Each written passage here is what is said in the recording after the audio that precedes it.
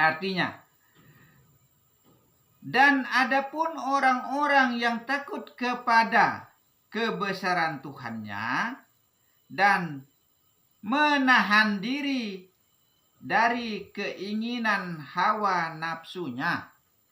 Nah, itu menahan diri dari hawa nafsu. Maka jangan kita umbar nafsu di mana-mana ya.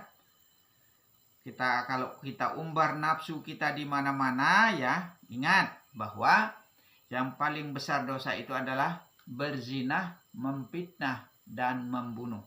Itu tidak ada tandingannya dosa yang 3 itu ya. Itu. Maka perhatikan itu. Maka jangan kita umbar nafsu di mana-mana. Nah itu. Maka kalau memang kita sudah mampu, sebaiknya menikah saja. Begitu saja. Kalau yang tidak punya istri, jangan yang sudah punya istri mau menikah terus. Itu kebiasaan. Laki-laki, dasar laki-laki seperti itu, hidung belang ya. Laki-laki ya begitu. Maka sesungguhnya surgalah tempat tinggalnya. Kalau kita mampu dan bisa menahan hawa nafsu, maka surgalah tempat tinggalnya. Nah itu. Karena jihad yang pertama ya, jihad yang paling terbesar adalah melawan hawa nafsu. Jihad yang kedua adalah perang membela agama. Jihad yang ketiga adalah mencari nafkah hidup istri dan anak kita. Itu jihad yang sebenarnya jihad ya. Jihad jangan sampai salah tempat kita menaruh jihad. Jihad ngebom di mana-mana, jihad bunuh diri, jihad bunuh orang di mana-mana. Tidak tentu orang Islam, orang Kristen, orang apa, bom saja. Itu bukan jihad namanya. Kita salah tempat menaruh jihad. Saya dengar perbincangannya begini, jihad ini, jihad itu, wah macam-macam. Kalau bagi saya kayaknya nggak ada masuk akal salah satu perkataannya. Tapi saya diam saja karena saya bukan orang penting ke situ jadi. Nah itu, saya diam saja, cuma saya dengar saja perbincangan. Nah itu. Nah, saya beri pemahaman di sini. Jihad yang paling besar itu adalah melawan hawa nafsu. Jangan kita umbar nafsu di mana-mana. Itu karena itu dosa yang terbesar. Begitu. Berzina itu dosa paling besar, begitu. Tapi karena enak ya. Jadinya siapa mau tahan lawan enak. Begitu. Nah itu. Allah juga menaruhkan jadi nafsu. Makanya kalau bisa ya, kalau yang sudah mampu rasanya menikah saja, sudah laki maupun perempuan. Menikah saja yang baik-baik, sudah begitu. Ini kebanyakan janda-janda, malah banyak yang saya tahu malah pasang implan, sudah tahu diri janda pasang implan. Masya Allah. Saya mau tolak, saya mau bantah juga bagaimana ya. Sudah tahu diri janda, tidak punya istri, tidak punya suami maksudnya, malah pasang implan. Masya Allah. Apa maksud dan tujuannya seperti itu?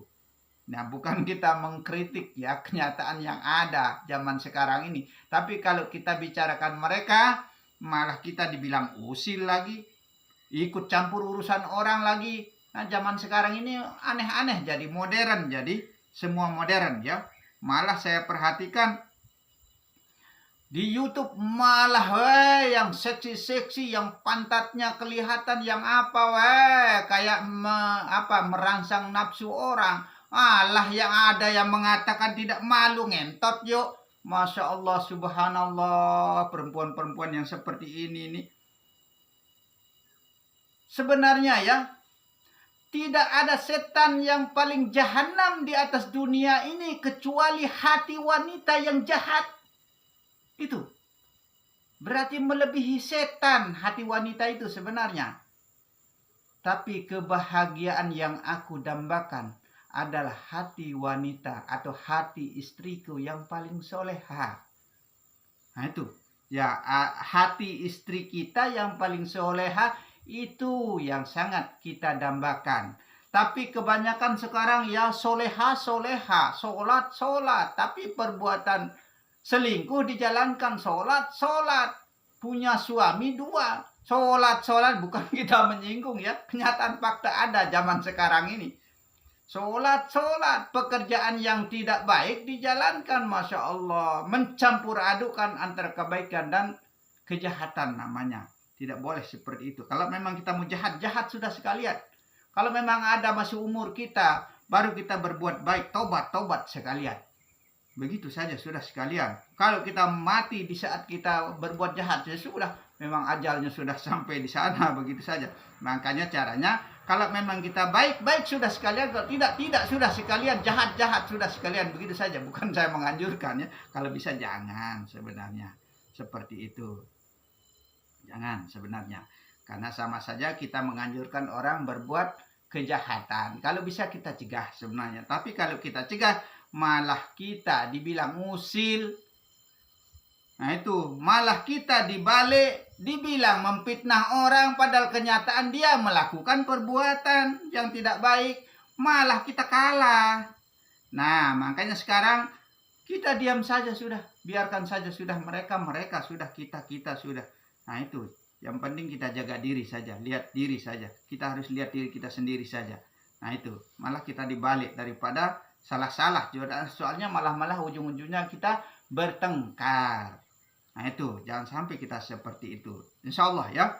Nah itu, kalau bisa hindarilah perbuatan-perbuatan yang tidak baik. Begitu. Hadis yang diriwayatkan oleh Tirmizi. Dan ia berkata ya. Hadis Hasan Soheh ya artinya.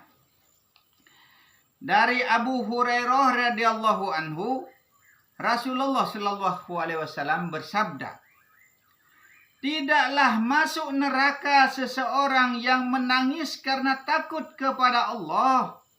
Nah, tidak masuk neraka orang yang menangis karena takut kepada Allah. Sehingga air susu itu kembali kepada susu. Nah, ibaratnya begini ya. Kalau kita tanam kebaikan, ya tentu saja kita akan panen kebaikan. Kalau kita tanam kejahatan, kita akan panen kejahatan. Makanya sering saya dengar lagu ya. Tandur pari, tukule suket teki. Nandur pari, tukule suket teki. Begitu ya. Nah, tanamnya padi tapi tumbuhnya teteki itu. Nah itu. Kebanyakan seperti itu.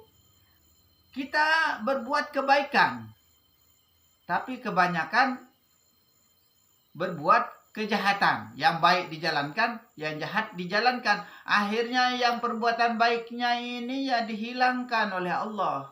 Percuma juga berbuat baik. Nah itu, maka saya katakan, kalau memang kita mau jahat-jahat, sudah sekalian, sejahat-jahatnya. Nanti kalau memang ada kesempatan waktu, kita bertobat sudah, tobat nasuha. Tobat yang betul-betul tobat. Yang tidak mungkin kita jalankan kembali perbuatan seperti itu lagi. Nah itu. Tapi tobatnya kita ini kebanyakan tobat sambal ya. Sudah kepedisan, huam. Nggak tahan, kapok. Katanya masih sebentar dicari lagi. Kebanyakan tobatnya kita seperti itu. Tobat sambal kita. Sudah kapok.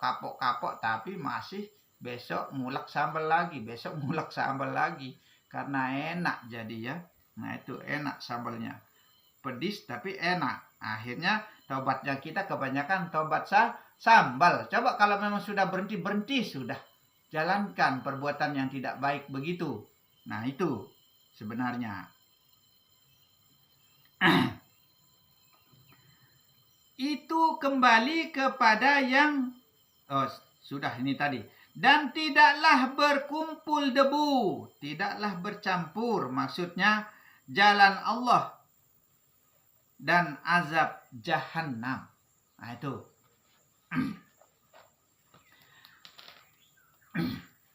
Takut kepada siksa tidak ada bedanya dengan takut kepada Allah. Nah itu, takut kepada siksa itu tidak ada bedanya dengan takut kepada Allah.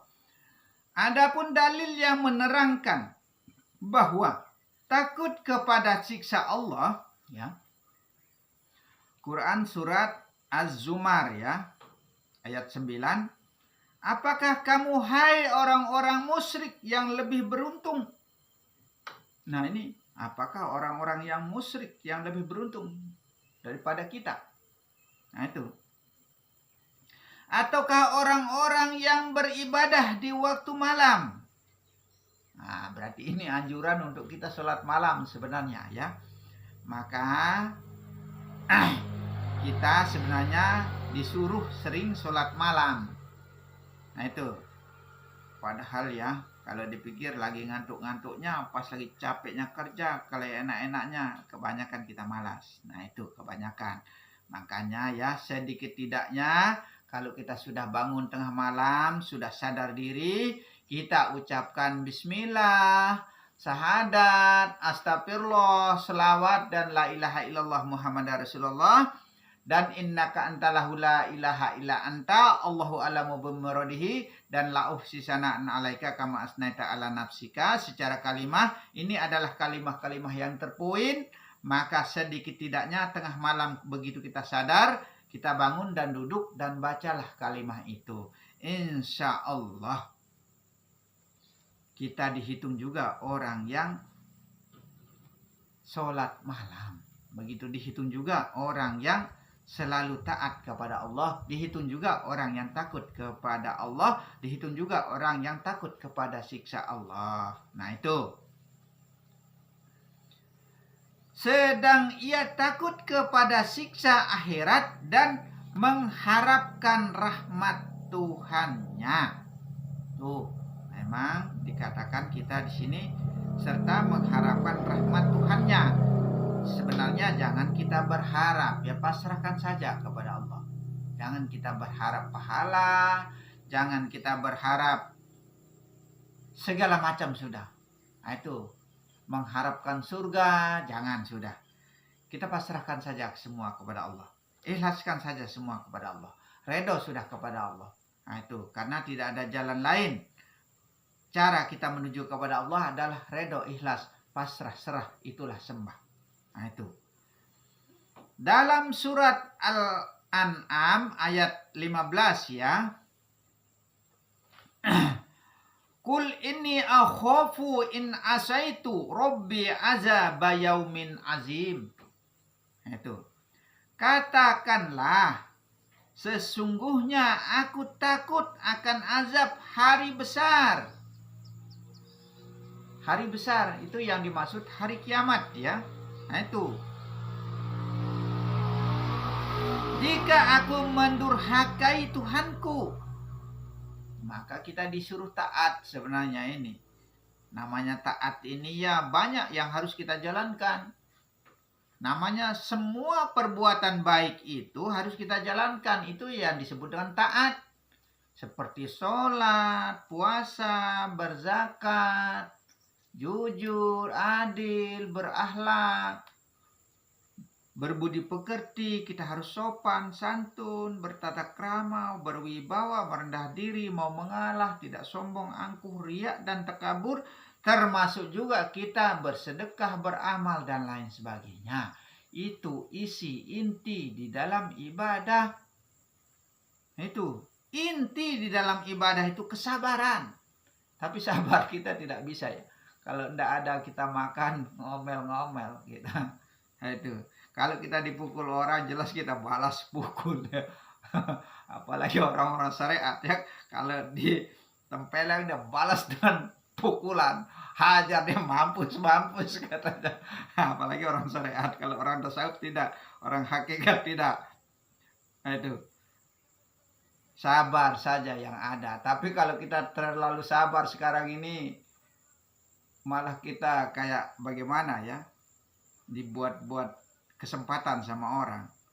Apalagi kalau kita jujur, terlalu jujur, kata istilah orang Jawa, kalau kita jujur hancur katanya. Masya Allah, malah sekarang dibalik ya, kalau kita jujur hancur katanya. Betul memang, saya sering jalankan ya. Kalau saya dalam dunia bisnis ya, saya pernah bisnis juga hancur sampai sekarang.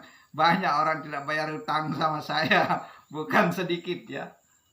Masya Allah, subhanallah. Sampai sekarang orang nggak hiraukan utangnya. Ada yang 3,5 juta, ada yang 4 juta. Masya Allah nggak dibayar sampai sekarang. Bukan kita apa, tapi ya bagaimana ya. Itulah, kalau kita jujur itu hancur katanya. Maka orang-orang kios itu ya, katanya kalau kita jujur hancur. Makanya ya prinsip-prinsip ini sebenarnya tidak usah dipakai sebenarnya. Tapi memang seperti itu kenyataannya. Itu mereka berbicara fakta memang. Betul, fakta kenyataannya seperti itu. Nah itu. Hadis yang telah diriwayatkan oleh Muslim artinya ya. Dari Abu Hurairah radhiyallahu an bahwa Rasulullah Shallallahu Alaihi Wasallam bersabda, ya, seandainya orang mukmin mengetahui siksaan yang ada di sisi Allah Subhanahu Wa Taala, niscaya tidak seorang pun yang dapat menginginkan surganya. Itu tidak seorang pun yang dapat menginginkan surganya. Makanya caranya kita karena Allah saja, jangan karena surga ya. Kalau kita ibadah karena surga, karena pahala, tidak baik, tidak benar. Harus betul-betul karena Allah saja caranya. Nah itu, kita bisa menjalankan ibadah itu karena Allah. Betul-betul karena Allah itu kita terapkan. Jangan karena surga ya. Nah itu keliru kita jadinya. Maksudnya jangan karena surga atau neraka. Dan seandainya orang kafir mengetahui rahmat yang ada di sisi Allah, niscaya tidak ada seorang pun yang putus asa dari surganya. Nah itu. Maka kalau kita tahu ya, sebenarnya kita akan selalu berbuat baik sebenarnya. Tapi kadang-kadang kebanyakan kita berbuat tidak baik ya, semau-mau kita. Arti surga itu ya, kenikmatan hidup sebenarnya arti surga itu. Kenikmatan hidup. Demikianlah uraian yang menerangkan tentang keagungan Allah, mengenal Allah, takut kepada Allah, cinta kepada Allah, mendekat kepada Allah, dan mengenai takut siksa Allah. Nah itu, ini yang menerangkan tentang takut kepada Allah, takut kepada sisanya, tentang cinta kepada Allah, dan tentang mendekat kepada Allah. Begitu. Nah, demikianlah uraian demi uraian yang dapat kami sampaikan. Mudah-mudahan bermanfaat bagi kita semua ya.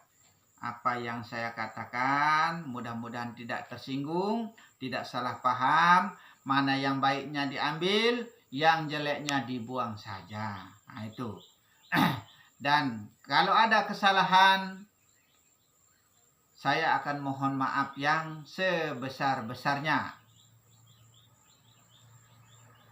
Dan akhirul kalam, wabillahi taufiq wal hidayah.